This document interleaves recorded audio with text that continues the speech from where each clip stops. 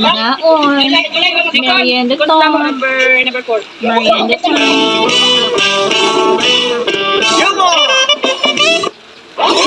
Init. Init pa.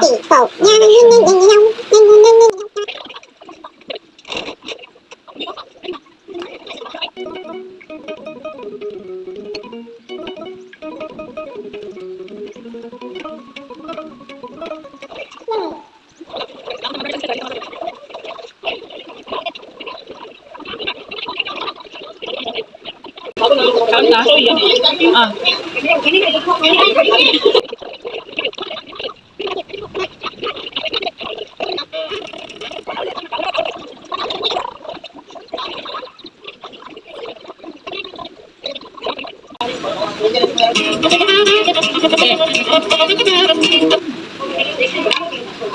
Kape daw ako. Sarot.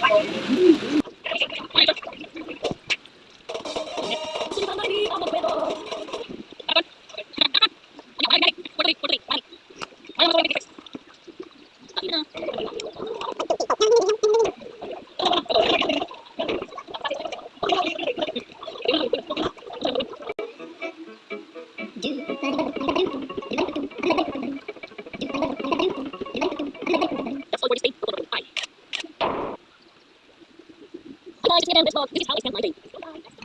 Let's say, may buys, nagagaw, unang lumis ako. Tapos, may wheels, may penes, may tawan, sa hands, sa Facebook, may ganyan, oh, di ba? Nag-video lang sa tanang nagsisihan. That's for work.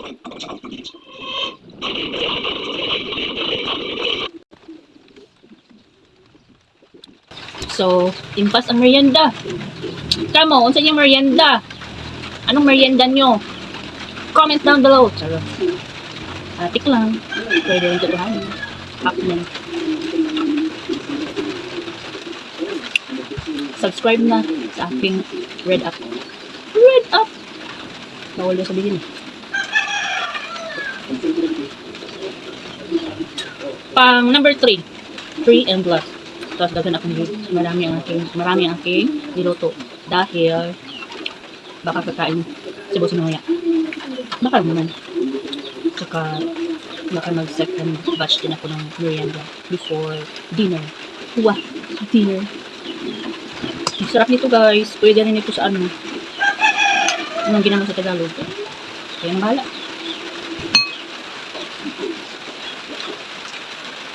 Actually, hindi ako kumakain ng ano, yung ginamos.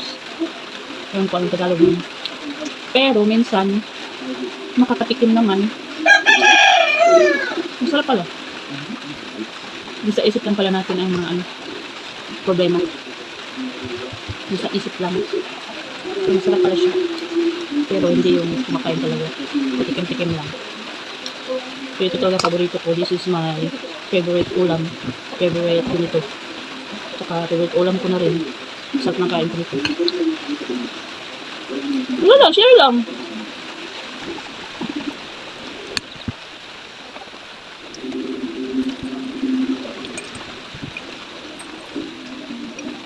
So, 3 pieces lang kaya natin kainin guys.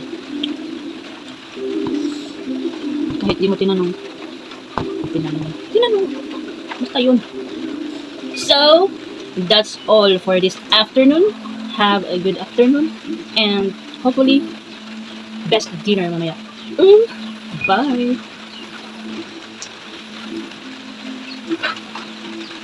Sa daw. Bye!